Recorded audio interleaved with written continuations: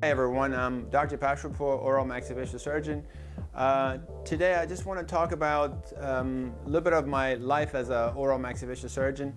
The crowns are made out of zirconium as well, so then you won't grind them down anymore against the top zirconia, okay? I basically spend most of my time in the office setting, but also about 1/3 of my life is spent in the hospital setting.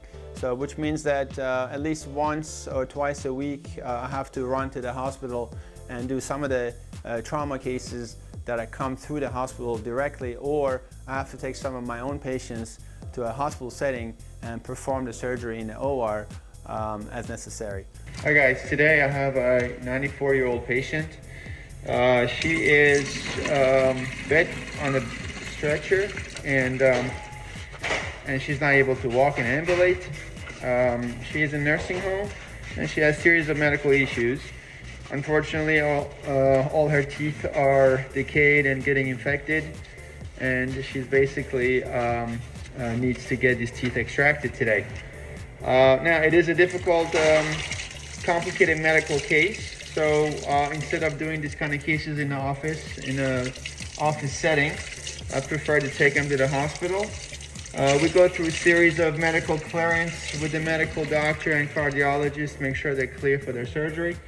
And then once we clear the patient, we discuss the case with the anesthesiologist and we bring the patient to the hospital for anesthesia. Now the type of anesthesia I'm trying to use on her is called MAC.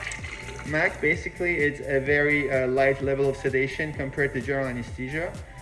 This way we're not exposing her to unnecessary level of general anesthesia and medication that can cause issues for her in terms of recovery and waking up, and also in terms of dementia down the road. As a neurosurgeon, sometimes we have options and we have to communicate that with our anesthesiologist to let them know, listen, I can perform this procedure under the MAC setting, which is a low level of anesthesia. We don't have to paralyze the patient, we don't have to intubate the patient. Patient recovers much faster from the effects of anesthesia, and also can be discharged a lot easier from the hospital setting.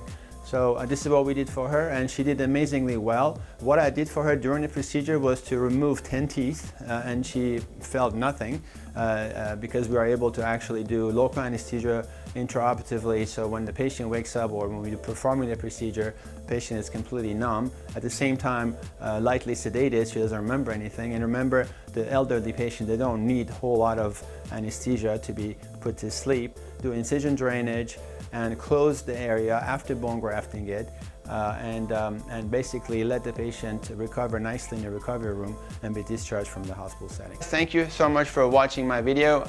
Really appreciate your time, and if you like it, please hit the like button and subscribe to our channel.